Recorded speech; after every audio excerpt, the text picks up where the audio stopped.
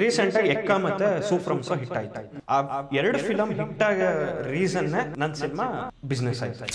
ಮಾರ್ಕೆಟಲ್ಲಿ ಯಾರು ಮೀಡಿಯೇಟರ್ಸ್ ಇರ್ತಾರೆ ಅವ್ರಿಗೆಲ್ಲ ತಗೊಂಡೋದಾಗ ಇಲ್ಲ ಸರ್ ಕನ್ನಡ ಸಿನಿಮಾ ಯಾರು ತಗೊಂತ ಇಲ್ಲ, ಸೊ ಮಾರ್ಕೆಟ್ ತುಂಬಾ ಸತ್ತೋಗ್ಬಿಟ್ಟಿದೆ, ಈ ತರ ಎಲ್ಲ ನಮಗೆ ಹಿಂಗ ಆಗ್ತಾ ಇತ್ತು.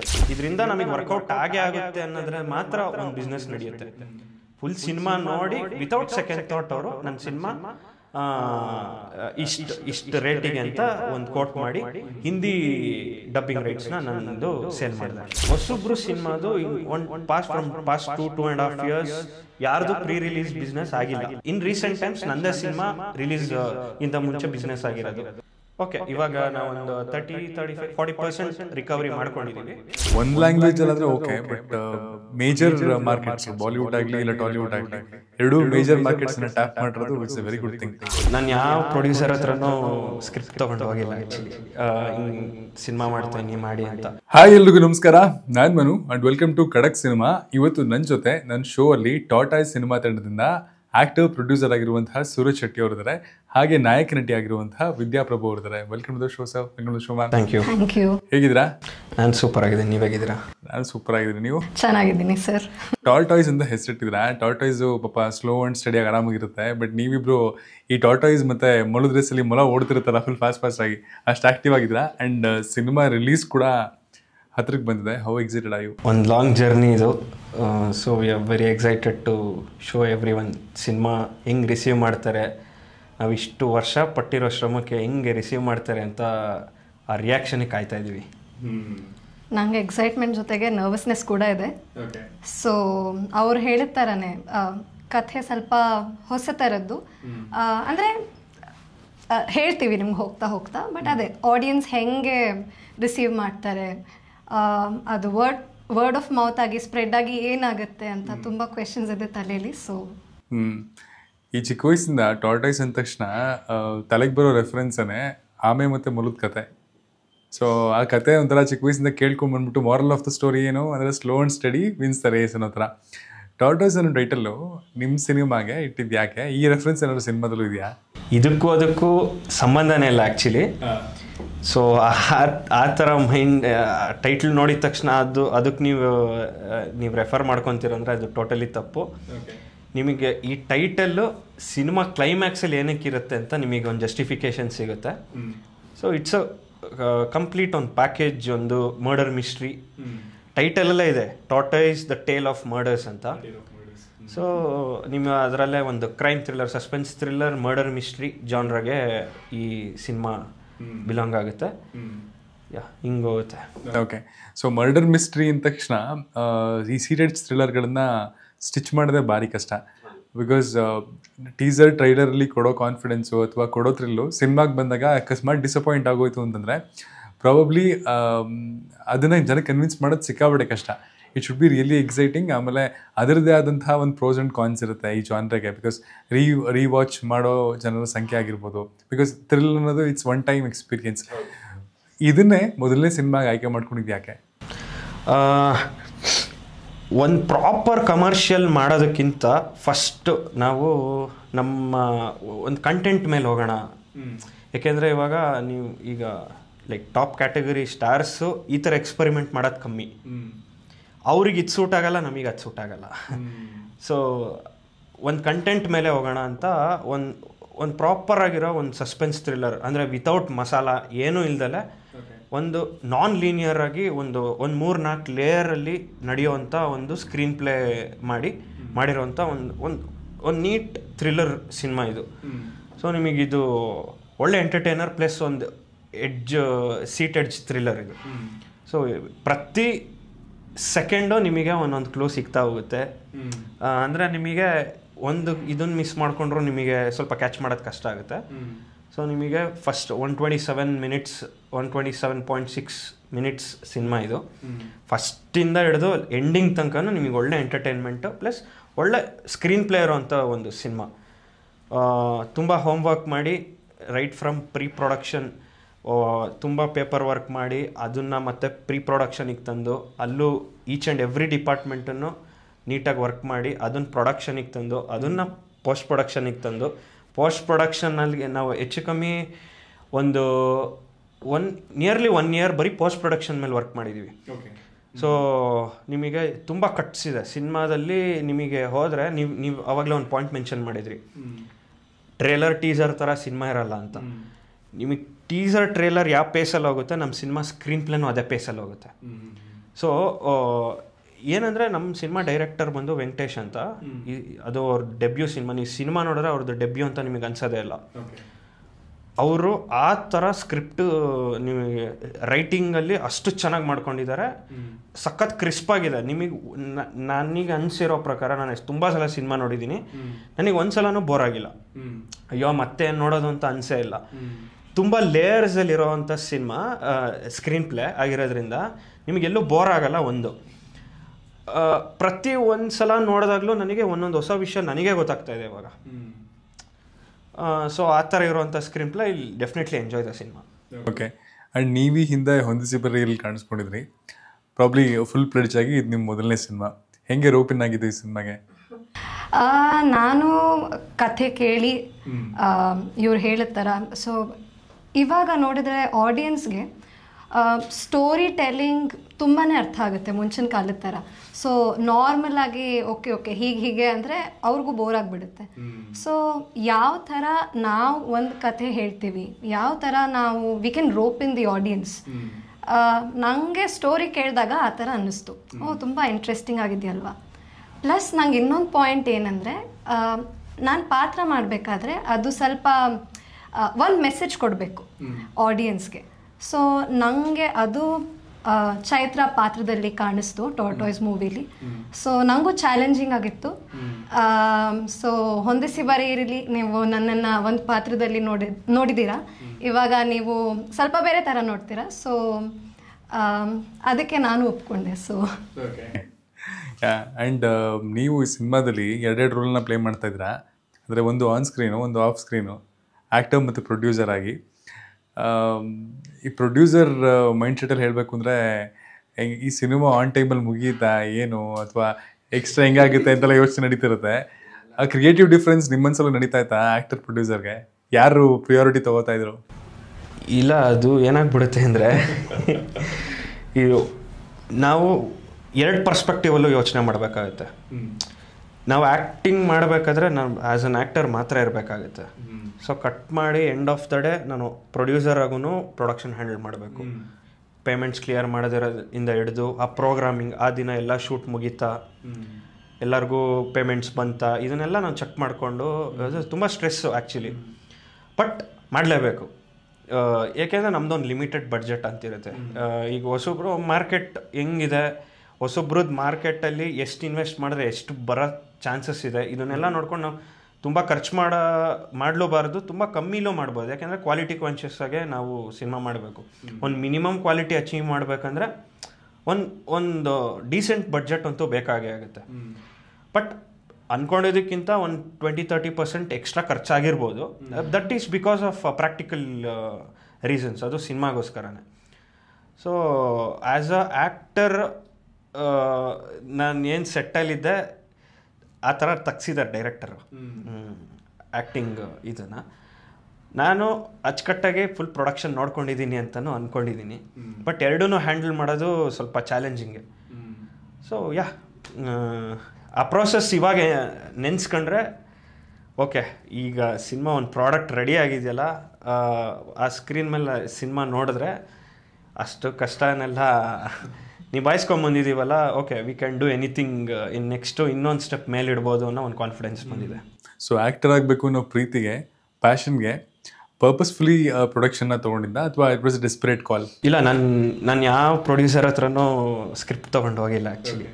ಹಿಂಗೆ ಸಿನಿಮಾ ಮಾಡ್ತೀನಿ ಮಾಡಿ ಅಂತ.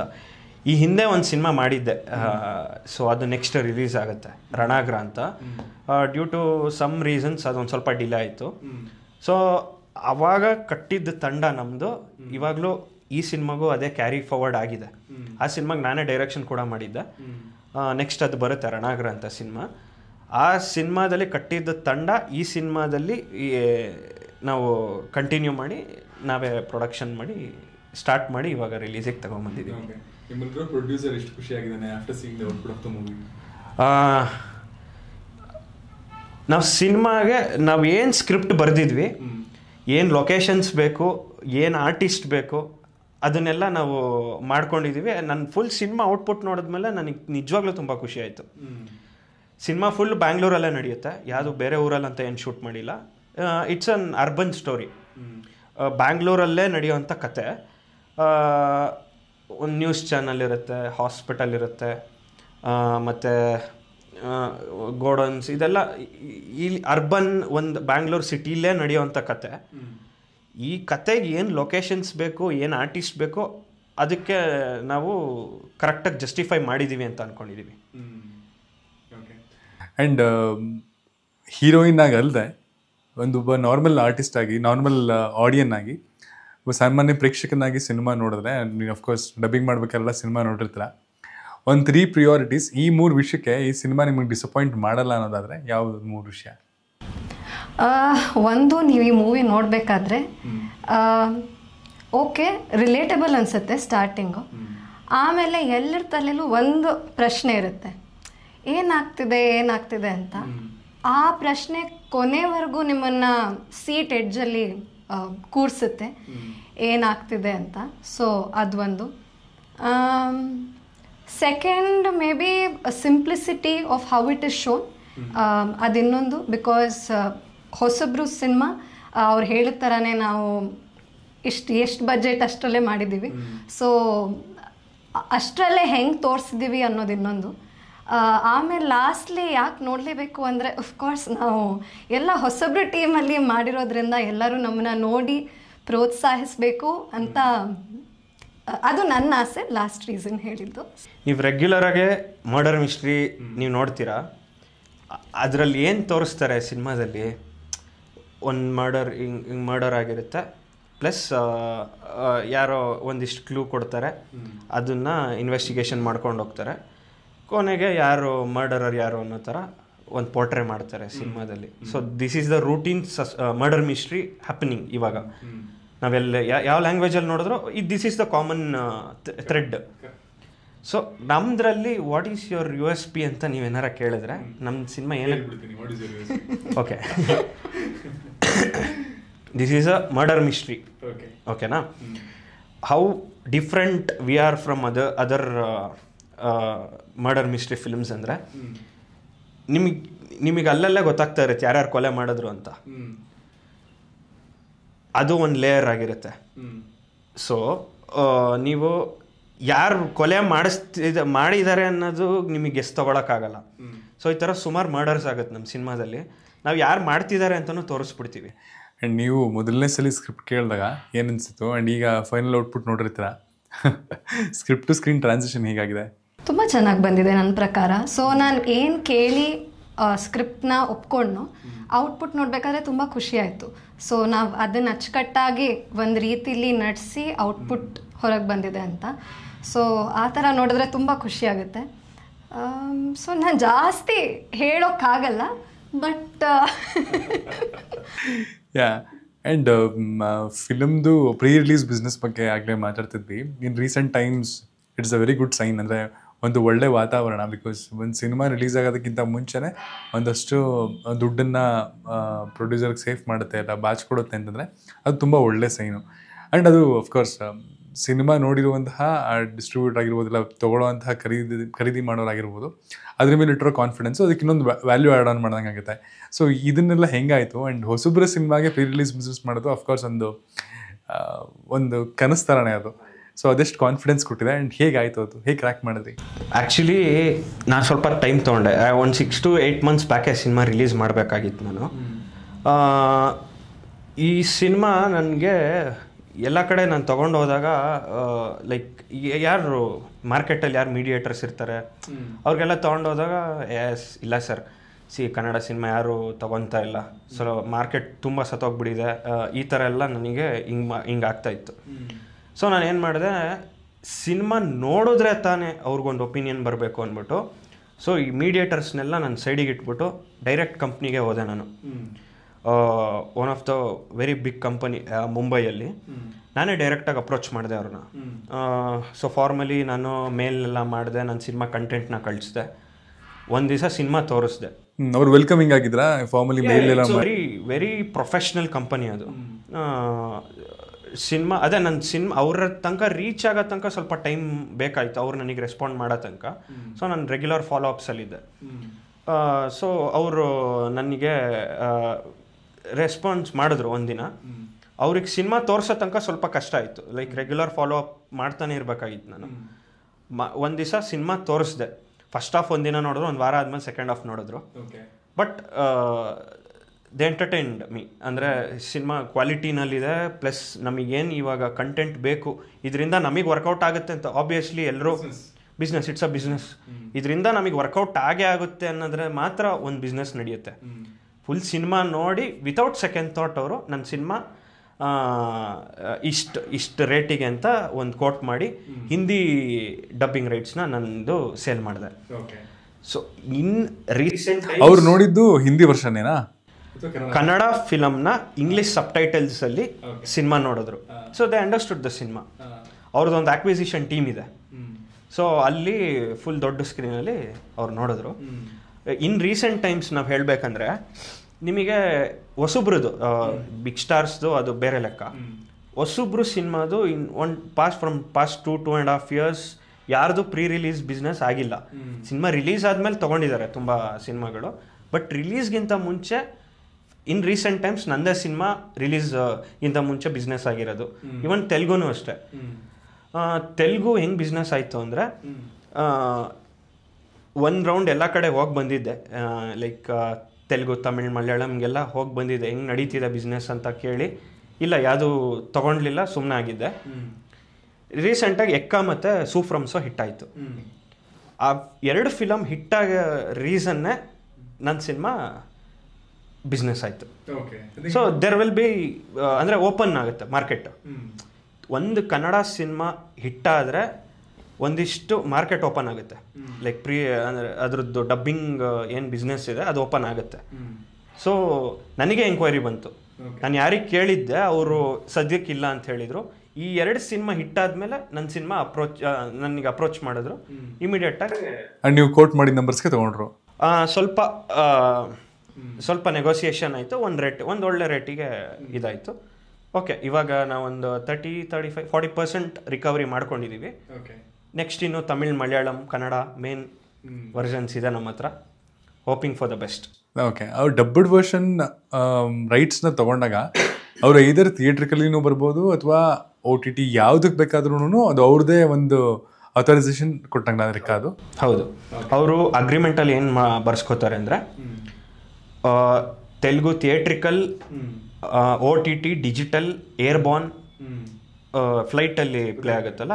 ಸೊ ಆ ಪರ್ಟಿಕ್ಯುಲರ್ ಲ್ಯಾಂಗ್ವೇಜ್ ಏನು ಕೊಟ್ಟಿದ್ದೀವಿ ಅದು ಕಂಪ್ಲೀಟ್ ರೈಟ್ಸ್ ಕೊಟ್ಟಂಗೆ ನಾವು. ಸೊ ಅದನ್ನು ಇಟ್ಕೊಂಡು ಅವರು ಎಲ್ಲೆಲ್ಲಿ ಏನೇನು ಎಲ್ಲೆಲ್ಲಿ ಪ್ಲೇ ಮಾಡ್ಕೋಬೋದು, ಎಲ್ಲೆಲ್ಲಿ ಅವ್ರು ಬಿಸ್ನೆಸ್ ಮಾಡ್ಕೋಬೋದು, ಅವ್ರು ಇದು ಮಾಡ್ಕೊತಾರೆ. ಸೊ ನಮಗೆ ಆ ಲ್ಯಾಂಗ್ವೇಜ್ ರೈಟ್ಸ್ಗೂ ಇನ್ನು ಸಂಬಂಧ ಇರಲ್ಲ. ಒಂದು ಲ್ಯಾಂಗ್ವೇಜ್ ಅಲ್ಲಾದರೆ okay, but major markets Bollywood ಆಗಲಿ ಇಲ್ಲ ಟಾಲಿವುಡ್ ಆಗಲಿ, 2 ಮೇಜರ್ ಮಾರ್ಕೆಟ್ಸನ್ನು ಟ್ಯಾಪ್ ಮಾಡಿರೋದು it's a very good thing. ಅದೇ ನನಗೆ ಅದೇ ಒಂದು ಈಗ ಥಿಯೇಟ್ರಿಕಲ್ಲಿಗೆ ಬಂದಿರೋದು ಅದೇ ಒಂದು ಕಾನ್ಫಿಡೆನ್ಸು. ಈಗ ನಮ್ಮ ಮಾರ್ಕೆಟ್ ಅಲ್ದಲೇ ಬೇರೆಯವ್ರು ನೋಡಿ ಮೆಚ್ಚಿ ತೊಗೊಂಡಿದ್ದಾರೆ ಅಂದರೆ ನಮ್ಮ ಆಡಿಯನ್ಸ್ 100% ಅವ್ರಿಗೆ ಇಷ್ಟ ಆಗೇ ಆಗುತ್ತೆ ಅನ್ನೋ ಒಂದು ಕಾನ್ಫಿಡೆನ್ಸ್ ಇದೆ. ಇಲ್ಲೂ ಆ ಥರ ಬಿಸ್ನೆಸ್ಗೆ ಅಥವಾ ಕನ್ನಡದಲ್ಲೂ ಆ ರೈಟ್ಸ್ನ ಸೇಲ್ ಮಾಡೋದಕ್ಕೆ ಇಲ್ಲೂ ಟ್ಯಾಪ್ ಮಾಡಿದ್ದು ಉಂಟಾ ನೀವು? ಮಾಡಿದ್ದೀನಿ. ಬಟ್ ಇಲ್ಲಿ ಮಾರ್ಕೆಟ್ ರೈಟ್ ನಾವು ಹೆಂಗಿದೆ ಅಂದರೆ, ಪೋಸ್ಟ್ ಥಿಯೇಟ್ರಿಕಲ್ ರೆಸ್ಪಾನ್ಸ್ ಹೆಂಗೆ ಬರುತ್ತೆ ಅದ್ರ ಮೇಲೆ ಬಿಸ್ನೆಸ್ ಇದೆ. ಸೊ ನನಗೆ ಕ್ಲಿಯರಾಗಿ ಅರ್ಥ ಆಯಿತು. ಸೊ ಇವಾಗ ನಾನು ಇದಕ್ಕೆ ನಾನು ಅಪ್ರೋಚ್ ಮಾಡೋದಕ್ಕಿಂತ ಥಿಯೇಟ್ರಿಕಲ್ ಆದಮೇಲೆ ನಾನು ಅಪ್ರೋಚ್ ಮಾಡಿದ್ರೆ ಬೆಸ್ಟ್ ಅಂತ ನನಗೆ ಇವಾಗ ಗೊತ್ತಾಯ್ತು. ಮಾರ್ಕೆಟ್ ಸ್ವಲ್ಪ ನಾನು ರಿಸರ್ಚ್ ಮಾಡಿದಾಗ. ಸೊ ಪೋಸ್ಟ್ ಥಿಯೇಟ್ರಿಕಲ್ಲೇ ನಾನು ಮಾಡೋಣ ಅಂತ ಸುಮ್ಮನೆ ಇದ್ದೀನಿ. ನೋಡೋಣ, 1-2 OTT ಜೊತೆ ಒಂದು ಡಿಸ್ಕಷನಲ್ಲಿ ಇದ್ದೀನಿ. ಸಿನಿಮಾ ರಿಸಲ್ಟ್ ಏನಾಗುತ್ತೆ ನೋಡಿಕೊಂಡು ಒಂದು ಕಮಿಟ್ ಆಗೋಣ ಅಂತ ಸುಮ್ಮನೆ. ಬಟ್ ಮೊದಲನೇ ಸಿನಿಮಾದಲ್ಲೇ ಇಷ್ಟೊಂದು ಎಕ್ಸ್ಪೀರಿಯನ್ಸ್ ಸಿಕ್ಕಿದ್ರೆ ಮುಂದಿನ ಪಾತ್ ಸಿಕ್ಕಾಬಿಟ್ಟೆ ಈಸಿ ಆಗಲ್ವಾ? Because it's very hard. ಅಂದರೆ ಇದನ್ನು ಕ್ರ್ಯಾಕ್ ಮಾಡೋದಾಗಿರ್ಬೋದು. ಬಿಕಾಸ್ ಸುಮಾರಷ್ಟು ಸಿನಿಮಾ ಮಾಡೋರು ಈಗಲೂ ಸಫರ್ ಮಾಡ್ತಿರ್ತಾರೆ. ಅಂದರೆ ರೈಟ್ಸ್ನ ಹಿಂಗೆ ಮಾರೋದು, ಅಥವಾ ಯಾರು ತೊಗೋತಾರೆ, ಅಥವಾ ಯಾರನ್ನು ಕಾಂಟ್ಯಾಕ್ಟ್ ಮಾಡೋದು, ಅದಕ್ಕೆ ಮೀಡಿಯೇಟರ್ಸ್ ಅಂತ ಇರ್ತಾರೆ, ತುಂಬ ಜನ ಸ್ಕ್ಯಾಮ್ ಮಾಡ್ತಾರೆ ಅಂತೆಲ್ಲ. ಬಟ್ ಇದನ್ನೊಂದು ಟ್ಯಾಪ್ ಮಾಡಿದ್ದು ಮುಂದಿನ ಸೂರಜ್ ಶೆಟ್ಟಿ ಫಿಲ್ಮ್ ಪ್ರೊಡಕ್ಷನ್ ಹೌಸ್ಗೆ ಭಾರಿ ಈಸಿ ಆಗಲಿಲ್ಲ. ಅದು ನಾವು ಮಾಡೋ ಸಿನಿಮಾ ಮೇಲೆ ಡಿಪೆಂಡ್ ಆಗುತ್ತೆ ಆ್ಯಕ್ಚುಲಿ. ಈಗ ನಾನು 3 ಮತ್ತೊಂದು ಸಿನಿಮಾ ಮಾಡಿದ್ರೆ ನನ್ನನ್ನು ಯಾರೂ ಕೇಳಲ್ಲ. ಸೊ ನಾನು ಹೊಸಬಾಗಿರಲಿ, ನನ್ನ ಎಕ್ಸ್ಪೀರಿಯನ್ಸ್ ಆಗಿರಲಿ, ನಾನು ಔಟ್ಡೇಟ್ ಆಗಿರಲಿ, ಏನಾರು ಆಗಿರಲಿ, ನಾನು ಏನು ಸಿನಿಮಾ ಮಾಡ್ಕೊಂಡು ನಾನು ಯಾರ ಮುಂದೆ ಹೋಗ್ತೀನಿ ಅನ್ನೋದು ತುಂಬ ಮ್ಯಾಟ್ರ್ ಆಗುತ್ತೆ. ಒಂದು ಸಾಲಿಡ್ ಪ್ರಾಡಕ್ಟ್ ಇಟ್ಕೊಂಡು ನಾವು ರೈಟ್ ವೇಲಿ ಅಪ್ರೋಚ್ ಮಾಡಿದ್ರೆ 100% ಆಗುತ್ತೆ. ಆಮೇಲೆ ಎಲ್ಲದಕ್ಕೂ ಒಂದು ವೇ ಇದೆ. ಸೊ ಆ ವೇನಲ್ಲೇ ಹೋದ್ರೆ ಲೈಕ್ ನೀಟಾಗಿ ಒಂದು ಪ್ರಿಪ್ರೇಷನ್ ಮಾಡಿಕೊಂಡು ನೀವು ಯಾರನ್ನು ಟಾರ್ಗೆಟ್ ಮಾಡಿ ಹೆಂಗೆ ನೀವು ಆ ವೇಗೆ ಹೋಗ್ತೀರಾ, that works actually. Okay. And recently ಒಂದು ಒಳ್ಳೆ ವಿಷಯ ಏನು ಅಂತಂದರೆ, ಕನ್ನಡ ಸಿನಿಮಾಗಳನ್ನು ನೋಡೋದಕ್ಕೆ ಜನಗಳು ಥಿಯೇಟ್ರಿಗೆ ಬರ್ತಾ ಇದ್ದಾರೆ. ಫುಟ್ಫಾಲ್ಸ್ ತುಂಬ ಜಾಸ್ತಿ ಆಗ್ತಿದೆ, ಎಸ್ಪೆಷಲಿ ಫ್ರಮ್ ಸೊ ಇವಾಗ ಕಾಂತಾರ ಎಲ್ಲದ್ರಿಂದನೂ ಥಿಯೇಟ್ರನ್ನ ನೋಡಿದ್ರೆ ಒಂದು ಜಾತ್ರೆ ಥರ ಕಾಣಿಸ್ತಾ ಇದೆ, ಅಷ್ಟು ಜನಗಳು ಕಾಣ್ತಿದೆ. ಆ್ಯಂಡ್ ರೈಟ್ ಟೈಮಲ್ಲಿ ಟಾಟಾಯ್ಸ್ ಕೂಡ ರಿಲೀಸ್ ಆಗ್ತಿದೆ. ಬಿಕಾಸ್ ರೈಟ್ ಟೈಮ್ ರಿಲೀಸ್ ಕೂಡ ತುಂಬಾ ಇಂಪಾರ್ಟೆಂಟು. ಆ ವಿಷಯದ ಬಗ್ಗೆ ಏನಾದ್ರು ಹೇಳೋದಾದ್ರೆ? ರೀಸೆಂಟಾಗಿ ಸ್ವಲ್ಪ ಇಂಟರ್ವ್ಯೂಸ್ ನೋಡ್ತಾ ಇದ್ದೆ. ಬಾಲಿವುಡ್ಡಿಂದ ತುಂಬ ಜನ ಮಾತಾಡ್ತಿರೋದು ಕಾಂತಾರ ಮೂವಿ ಬಗ್ಗೆ ಅಥವಾ ಸೂಪ್ ಫ್ರಮ್ ಸೋ ಬಗ್ಗೆ, ಸಪ್ತಸಾಗರದ ಆಚೆ ಎಲ್ಲೋ ಬಗ್ಗೆ. ಸೊ ಈ ಮೂವಿ ಇದಕ್ಕಿಂತ ಮುಂಚೆ ಯಾರೂ ಮಾತಾಡ್ತಿರ್ಲಿಲ್ಲ. ಅಂದರೆ ಮಾತಾಡ್ತಿದ್ರು ಪಾಪ, ಕೆಲವು ಸ್ಟಾರ್ಗಳ ಬಗ್ಗೆ ಮಾತಾಡ್ತಿದ್ರು ಅಥವಾ ಮೇ ಬಿ ಕೆಲವು ಕಥೆಗಳ ಬಗ್ಗೆ ಮಾತಾಡ್ತಿದ್ರು. ಬಟ್ ಇವಾಗ ಕನ್ನಡ ಇಂಡಸ್ಟ್ರಿನೂ ಹೀಗೆ ನೋಡ್ತಾರೆ ಎಲ್ಲರೂ. ಸೊ ಅದು ಒಂದು ಗರ್ವದ ವಿಷಯ ನಮ್ಮೆಲ್ಲರಿಗೂ. ಸೊ ಅದು ನಮಗೂ ಸ್ಟೇಜ್ ಕೊಡ್ತಿದೆ. ಸೊ ನಮಗೂ ನಾವು ಆ ಕಾನ್ಫಿಡೆನ್ಸಲ್ಲಿ ನಮ್ಮ ಮೂವಿನೂ ರಿಲೀಸ್ ಮಾಡ್ತಾ ಇದ್ದೀವಿ. ಸೊ ನಮ್ಮನ್ನು ಹಾಗೆ ಅಕ್ಸೆಪ್ಟ್ ಮಾಡ್ತಾರೆ ಅಥವಾ ಅಟ್ಲೀಸ್ಟ್ ನಾವು ಬೆಳೆಯೋಕ್ಕೆ ಅದು ತುಂಬ ಸಹಾಯ ಆಗುತ್ತೆ. ಸೊ ಆ್ಯಂಡ್ ಎಲ್ಲರೂ ಕಾಮನ್ ಆಗಿ ಡೈರೆಕ್ಟರ್ಸ್ ಆಗಲಿ ಇಲ್ಲ ಪ್ರೊಡ್ಯೂಸರ್ಸ್ ಆಗಲಿ ಹೇಳೋದು, ಸಿನಿಮಾ ಮಾಡೋದು ಒಂದು ಲೆವೆಲ್ ಕಷ್ಟ ಆದರೆ ರಿಲೀಸ್ ಮಾಡೋದು ಅದ್ರ ಹತ್ರಷ್ಟು ಕಷ್ಟ ಅಂತ. ಸೊ ಅದನ್ನು ನೀವು ಎಕ್ಸ್ಪೀರಿಯೆನ್ಸ್ ಮಾಡ್ತಿರ್ತೀರ. ಈಗ ಸಿನಿಮಾ ರಿಲೀಸ್ ಅಂತ ಬಂದ ತಕ್ಷಣ ಒಂದು ಫಾರ್ಮ್ಯಾಟ್ ಅಂತ ಇಲ್ಲ, ಅದಕ್ಕೆ ಸುಮಾರಷ್ಟು ಓಡಾಟ, ಅನ್ಆರ್ಗನೈಸ್ಡ್ ಇದು. ಹೌದು. ಈಗ ನಾನು ಪ್ರಾಕ್ಟಿಕಲಿ ಹೋಗ್ತಾ ಇದ್ದೀನಿ ಅಂದರೆ we are not releasing in a very huge screens or anything like that. ಒಂದು ಲಿಮಿಟೆಡ್ ಸ್ಕ್ರೀನ್ಸ್ನ ತೊಗೊಂಡು ಆ ಸ್ಕ್ರೀನ್ಸಿಗೆ ನಾವು ಹೆಂಗೆ ಫುಟ್ಫಾಲ್ಸ್ ತರ್ತೀವಿ, ಹೆಂಗೆ ನಾವು ಜನಕ್ಕೆ ಕರೆಸ್ತೀವಿ, ಅಲ್ಲಿಂದ ರೆಸ್ಪಾನ್ಸ್ ಹೆಂಗೆ ಬರುತ್ತೆ. ಆಬ್ವಿಯಸ್ಲಿ ನಾವು ಸಿನಿಮಾ ಚೆನ್ನಾಗಿ ಟಾಕ್ ಬಂದರೆ ನಮಗೆ ಫೋನ್ ಮಾಡಿಬಿಟ್ಟು ಇನ್ಕ್ರೀಸ್ ಮಾಡಿ ಅಂತ ಹೇಳ್ತಾರೆ. I am looking forward for that. ನಾನು ತುಂಬ ಸ್ಕ್ರೀನ್ಸಲ್ಲಿ ಮಾಡ್ಕೊಳ್ಳೋದಕ್ಕಿಂತ ಸಣ್ಣದಾಗೆ ಹೋಗೋಣ ಅಂತ ನಾನು ಪ್ಲ್ಯಾನ್ ಮಾಡ್ತಾಯಿದ್ದೀನಿ. ಸ್ಟಾರ್ಟಿಂಗ್ ವೆರಿ ಲಿಮಿಟೆಡ್ ಸ್ಕ್ರೀನ್ಸಲ್ಲಿ ಬರ್ತೀವಿ. ಲೇಟರ್ ಆನ್ ಅಂದರೆ ನಿಮಗೆ ಜನಕ್ಕೂ ಕಷ್ಟ ಆಗಬಾರ್ದು. ಇವಾಗ ನಾನೊಂದು ಏರಿಯಾದಲ್ಲಿದ್ದೆ, ಅದು ತುಂಬ ಡಿಸ್ಟೆನ್ಸಲ್ಲಿದ್ದರೆ ನಾನೇ ಯೋಚನೆ ಮಾಡ್ತೀನಿ ಅಷ್ಟು ದೂರ ಹೋಗ್ಬೇಕಂತ. ಹಾಂ. ಸೊ ಅಂದರೆ ಆಲ್ಮೋಸ್ಟ್ ಎಲ್ಲ ಏರಿಯಾ ಕವರ್ ಆಗಂಗೆ ನಾವು ಒಂದೊಂದು ಸ್ಕ್ರೀನ್ಸ್ನ ಇಡ್ತಾಯಿದ್ದೀವಿ. ಬೇಸ್ಡ್ ಆನ್ ದಟ್ ಮತ್ತೆ ಟಾಕ್ಸ್ ಚೆನ್ನಾಗಿ ಬಂದು ಸಿನಿಮಾಗೆ ರೆಸ್ಪಾನ್ಸ್ ರಿಪೋರ್ಟ್ ಎಲ್ಲ ಚೆನ್ನಾಗಿ ಬರ್ತಾ ಇದ್ದಾರೆ, will increase the screens. So starting ಸ್ವಲ್ಪ ಲಿಮಿಟೆಡಲ್ಲೇ ಬರುತ್ತೆ. ಎಲ್ಲೆಲ್ಲಿ ಪ್ಲೇಸ್ಮೆಂಟ್ ಮಾಡಬೇಕು ಅನ್ನೋದು ಮಾತುಕತೆ ನಡೀತಾ ಇದೆ. ಸೊ ಒಂದು ರಿಲೀಸ್ಗಿನ ಒಂದು 3 to 4 days ಬ್ಯಾಕ್ ಒಂದು ಥಿಯೇಟರ್ ಲಿಸ್ಟ್ ಬರುತ್ತೆ. ಒಂದೊಳ್ಳೆ ಸ್ಟ್ರಾಟಜಿ ಇಟ್ಕೊಂಡೆ ಪ್ಲೇಸ್ಮೆಂಟ್ ಮಾಡ್ತಾ ಇದೀವಿ ಥಿಯೇಟರ್ಸ್ದು. ಓಕೆ. ಆ್ಯಂಡ್ ನಮ್ಮ ಚಾನಲ್ ಹೆಸರು ಖಡಕ್ ಸಿನಿಮಾ ಅಂತ. ನಿಮ್ಮ ಸಿನಿಮಾದಲ್ಲಿ ಯಾವುದಾದ್ರು ಒಂದು ಖಡಕ್ ಮೂಮೆಂಟ್ ಇದೆ, ಒಂದು moment which is very memorable, ಇವತ್ತಿಗೂ ಅದು ಸಖತ್ ಯೋಚನೆ ಬರುತ್ತೆ ಅಥವಾ ವಾವ್ ಅಂತ ಅನಿಸುತ್ತೆ ಅಂದರೆ ಅದು ಯಾವುದು? ಒಂದಲ್ಲ ಸರ್, ಆ್ಯಕ್ಚುಲಿ ತುಂಬ ಖಡಕ್ ಮೂವ್ಮೆಂಟ್ಸ್ ಇದೆ. ಇವ್ರದ್ದು ಫೈಟ್ ಸೀನ್ ಆಗಲಿ, ಅದು ನಾನು ಒಂದೊಂದು ಫೈಟ್ ಸೀನ್ಗೆ ಇರಲಿಲ್ಲ, ಬಟ್ ಒಂದಕ್ಕಿದ್ದೆ. ಸೊ ಒಂದು BTS ಎಲ್ಲ ನೋಡ್ತಿದ್ದೆ. ಸೊ ಅದಾಗಲಿ, ಮತ್ತು ಐ ಥಿಂಕ್ ನೀವು ಇನ್ನೊಂದು ಸೀನ್ ಮೇ ಬಿ ಇವಾಗ ಬರೋ ನೆಕ್ಸ್ಟ್ ಟ್ರೇಲರಲ್ಲಿ ನೋಡ್ತೀರಾ, ಇವ್ರ ಕಪ್ ಎಸೆಯೋದಾಗಲಿ, ಅದೆಲ್ಲ ಕ್ರ್ಯಾಕ್ ಆಗಿ ಎಷ್ಟು ಸರ್ತಿ ನಮ್ಮ ಹತ್ರ ಕಪ್ ಇದ್ದಿದ್ದು ತುಂಬ ಲಿಮಿಟೆಡ್. ಸೊ ಅದು ಕಂಟಿನ್ಯೂಟಿಗೆ ಬೇಕಿತ್ತು. ಸೊ ಟೆರೆಸಲ್ಲಿ ನಿಂತ್ಕೊಂಡು ಯಾವುದೋ ಸೀನ್ ಮಾಡ್ತಿದ್ವಿ. ಸೊ ಐ ಥಿಂಕ್ ಇವ್ರ ಕಪ್ಪಲ್ಲಿ ಕಾಫಿ ಕುಡಿತಾ ಇರ್ತಾರೆ, ಫುಲ್ ಡೈಲಾಗ್ಸ್ ಎಲ್ಲ ಆಗಿದೆ. ಆಮೇಲೆ ಅವ್ರ ಕೋಪ ಬಂದು ಆ ಕಪ್ ಹೊಡಿಬೇಕು. ಸರಿ, ನಾವು ಒಂದು ಸರ್ತಿ ಹೊಡೆದ್ರು, ಏನೋ ಆಯಿತು, ವಿ ಕುಡಿನ್ ಕ್ಯಾಪ್ಚರ್. ಆಮೇಲೆ ವಿ ವಾಂಟ್ 2 cups ಬಿಕಾಸ್ ಒಂದು ನೀವು ವೈಡ್ ಶಾಟಿಗೆ ಬೇಕು, ಇನ್ನೊಂದು ಕ್ಲೋಸಪ್ ಬೇಕು. ನೋಡಿದ್ರೆ ನಮ್ಮ ಹತ್ರ ಇರೋದು ಒಂದೇ ಥರ ಕಪ್ಪೆಲ್ಲ ಹೊಡೆದೋಗಿತ್ತು. ಸೊ ಅದನ್ನ ಓಕೆ ರೈಟಾಗಿ ಹೆಂಗೆ ಮಾಡೋದು ಅದೊಂದು ಜ್ಞಾಪಕ ಇದೆ. ಅದು ಬಿಟ್ಟು ಹಂಗೆಲ್ಲ ಮಾಡಿದ್ರೆ ಪ್ರೊಡ್ಯೂಸರ್ ಬೈತಿರ್ಲಿಲ್ವಾ? ಪ್ರೊಡ್ಯೂಸರ್ ಬೈತಿದ್ರು ಟೀಮ್ಗೆ ಎಲ್ಲರೂ ಕಪ್ಪು. ಆಮೇಲೆ ತುಂಬ ಶೂಟ್ಸು ಏನು ರಾತ್ರಿ ಎಲ್ಲ ಮಾಡಿದ್ದೀವಿ. ಸೊ ಅದೆಲ್ಲ ಕಡಕ್ ಮೂಮೆಂಟೇ ನನ್ನ ಪ್ರಕಾರ. ಅಂದರೆ ತುಂಬ ಸೀನ್ ಅಂದರೆ ರೌಂಡ್ ದ ಕ್ಲಾಕ್ ಶೂಟ್ ಮಾಡಿದ್ದೀವಿ. 6 AM to 6 AM ಶೂಟ್ಸ್ ತುಂಬ ಸಲ ಮಾಡಿದ್ದೀವಿ. ಅಂದರೆ ಅದು ಎಲ್ಲರಿಗೂ ಸ್ಟ್ರೆಸ್ ಕೊಡಬೇಕು ಅಂತಲ್ಲ, ಸಿನಿಮಾ ಬೇಗ ಮುಗಿಯುತ್ತೆ. ನಿಮಗೆ ಮತ್ತೆ ಅವ್ರ ಶೆಡ್ಯೂಲಿಗೆ ಕಾಯಬೇಕು, ಮತ್ತು ಆ ಕಾಂಬಿನೇಷನ್ ತರಬೇಕು ಅಂದರೆ ಸ್ವಲ್ಪ ಟೈಮ್ ಅದೊಂದು ರೀಸನ್. ಆದರೆ ಮತ್ತು ಒಂದು ರಿದಮಲ್ಲಿದೆ ಹೋಗಲಿ ಅಂತ ಹೇಳಿ ಕಂಟಿನ್ಯೂಟಿ ಎಲ್ಲ ನೀಟಾಗಿ ಮ್ಯಾಚ್ ಆಗುತ್ತೆ ಅಂತ 6 AM to 6 AM next day 6 AM shoots ಥರ ತುಂಬ ಮಾಡಿದ್ದೀವಿ. ಅಂದರೆ ನೀವು ಆಲ್ಮೋಸ್ಟ್ ಎಲ್ಲ ಸಿನಿಮಾದಲ್ಲೂ ನೀವು ಹಿಂಗೆ ಕೇಳಿರ್ತೀರ, ಅಷ್ಟು ಡ್ಯೂರೇಷನ್ ಬಂತು, ಅಷ್ಟನ್ನು ಕಟ್ ಮಾಡಿದ್ವಿ, ಯೂಸ್ ಮಾಡೋದು ಬೇಡ, ಸಿನಿಮಾ ಲೆಂತ್ ಆಯಿತು, ಈ ಥರ ನೀವೆಲ್ಲ ಕೇಳಿರ್ತೀರ ತುಂಬ. ಈಗಲೂ ದಟ್ ಈಸ್ ಅಂದರೆ ಅದು ಕಾಮನ್ ಅದು. ಬಟ್ ನಮ್ಮದ್ರಲ್ಲಿ ನಾವೇನು ಬರೆದಿದ್ವಿ ಅದನ್ನು ಶೂಟ್ ಮಾಡಿದ್ವಿ. Not even a single shot waste ಮಾಡಿಲ್ಲ.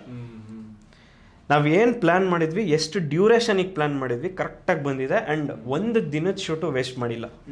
ಸೊ ನನ್ನ ಪ್ರೊಡಕ್ಷನ್ ಮೇಲೆ ನನಗೆ ಅದೊಂದು ಸ್ಯಾಟಿಸ್ಫ್ಯಾಕ್ಷನ್ ಇದೆ. ಎಸ್. ಆ್ಯಂಡ್ ಇವರು ಅಷ್ಟೇ, ನಾವು ತುಂಬ ಹೀರೋಯಿನ್ಸಿಗೆ ತುಂಬ ಜನ ನೋಡ್ತಾ ಇದ್ವಿ, ಯಾರೂ ಸಿಗ್ತಿರಲಿಲ್ಲ. ನನ್ನ ಕಾಮನ್ ಫ್ರೆಂಡಿಗೆ ಇವರು ಕೊಲೀಗ್ ಹಂಗೇನೋ ಸಜೆಷನಲ್ಲಿ ಬಂತು ಅಂತ ಇವ್ರದ್ದು ಪ್ರೊಫೈಲ್ ಸಿಕ್ತು. ಅಲ್ಲಿಂದ ಇವರು ಡೈರೆಕ್ಟರಿಗೆ ಕಳಿಸಿದೆ. ಒಂದು ದಿವಸ ಆಡಿಷನ್ ಆಫೀಸಲ್ಲ ಒಂದು ಅಂದರೆ 1 ಪೇಜ್ ಡೈಲಾಗ್ ಇದೆ, ಅದನ್ನು ಕೊಟ್ಬಿಡೋಣ ಅಂದರೆ ಅದರಲ್ಲೇ ಅವ್ರ ಕೆಪಾಸಿಟಿ ಗೊತ್ತಾಗುತ್ತೆ ಅಂತ ಇವ್ರದ್ದು ಚೆಕ್ ಮಾಡಿದ್ದು. ಸ್ಕ್ರಿಪ್ಟ್ ತೊಗೊಂಡು ಒಂದು ರೂಮ್ ಒಳಗಡೆ ಹೋದರು. ಒಂದು 15 ಮಿನಿಟ್ಸ 10 ಮಿನಿಟ್ಸ್ ನೀಟಾಗಿ ಲೈಕ್ ಅನಲೈಸ್ ಮಾಡಿ ಏನೇನಿದೆ, ಅದಕ್ಕೇನು ಎಮೌಟ್ ಮಾಡಬೇಕು ಅಂತೆಲ್ಲ ಈಚ್ ಆ್ಯಂಡ್ ಎವ್ರಿ ಲೈನ್ ನೀಟಾಗಿ ಪ್ರಿಪೇರ್ ಆದರು. ವಿತೌಟ್ ಒಂದು ಸಿಂಗಲ್ ಪಾಸ್ ಆಗಲಿ, ಒಂದು ಸಿಂಗಲ್ ಏನು ಡಿಸ್ಟ್ರಾಕ್ಷನ್ ಇಲ್ದಲೆ ನೀಟಾಗಿ ಫ್ಲೂಯೆಂಟಾಗಿ ಹೇಳಿದ್ರು ಫಿಕ್ಸ್. ಸೊ ನಮಗೆ ಶೂಟಿಂಗಿಗೆಲ್ಲ ಸಖತ್ ಪ್ಲಸ್ ಪಾಯಿಂಟ್ ಇವ್ರು. ಯಾಕೆಂದರೆ ಒಂದು ಸೈಕಲ್ ಹೊಡಿತಿರ್ಲಿಲ್ಲ, ಏನಿಲ್ಲ. Like acting wise she was very good. ಅಂದರೆ ನೀವು ಡೆಬ್ಯೂ ಫಿಲಮ್ ಒಂದು ಫುಲ್ ಸಿನಿಮಾ ಹೀರೋಯಿನ್ ಅಂದರೆ ಸ್ವಲ್ಪ ಸೈಕಲ್ ಹೊಡಿತಾರಲ್ವ ಕೆಲವರು, ಬಟ್ ಇವರು ಎಷ್ಟೋ ಸಿನಿಮಾ ಎಕ್ಸ್ಪೀರಿಯನ್ಸ್ ಇದೆ ನಂಗೆ ಆ್ಯಕ್ಟ್ ಮಾಡಿದ್ದಾರೆ. That is very good. Thank you. And ಅತಿ ಶೀಘ್ರದಲ್ಲಿ ಟಾರ್ಟಾಯ್ಸ್ ತೆರೆ ಮೇಲೆ ಬರ್ತಾ ಇದೆ. ಫೈನಲಿ ನಮ್ಮ ಆಡಿಯನ್ಸ್ಗೆ ಏನಾದ್ರು ಹೇಳೋದಾದರೆ it's a time. Tortoise the tale of murders ಅಂತ ಒಂದು ಸಿನಿಮಾ ಮಾಡಿದ್ದೀವಿ. ರೆಗ್ಯುಲರ್ ಸಿನಿಮಾ ಅಂತೂ ಅಲ್ಲ. ನೀವು ಎಕ್ಸ್ಪೆಕ್ಟೇಷನ್ ಇಟ್ಕೊಂಡೇ ಬರ್ಬೋದು ಸಿನಿಮಾಗೆ. ಬೇರೆ ಒಂದು ಎಕ್ಸ್ಪೀರಿಯೆನ್ಸ್ ಮಾಡ್ತೀರಾ ಸಿನಿಮಾದಲ್ಲಿ. ಯಾವುದೋ ಒಂದು ಗುಂಗ್ ಹಿಡ್ಕೊಂಡು ಆಚೆ ಬರ್ತೀರಾ. ಪ್ಲಸ್ ಇದು ಯಾವುದೋ ಒಂದು ಮೆಸೇಜ್ ಕೊಡೋಕ್ಕೋ ಅಥವಾ ಯಾವುದೋ ಒಂದು ರೆಗ್ಯುಲರ್ ಫಾರ್ಮೆಟಲ್ಲಿ ಮಾಡ್ದಲೆ ಯಾವುದೋ ಒಂದು ಡಿಫ್ರೆಂಟ್ ಏನೋ ಒಂದು ಎಕ್ಸ್ಪೀರಿಯೆನ್ಸ್ ತೊಗೊಂಡು ನೀವು ಆಚೆ ಬರ್ತೀರಾ. ಆಬ್ವಿಯಸ್ಲಿ ನೀವು ಕೈ ಶೇಕ್ ಮಾಡ್ಕೊಂಡೇ ಬರ್ತೀರಾ ಅನ್ನೋ ಕಾನ್ಫಿಡೆನ್ಸ್ ನನಗಿದೆ.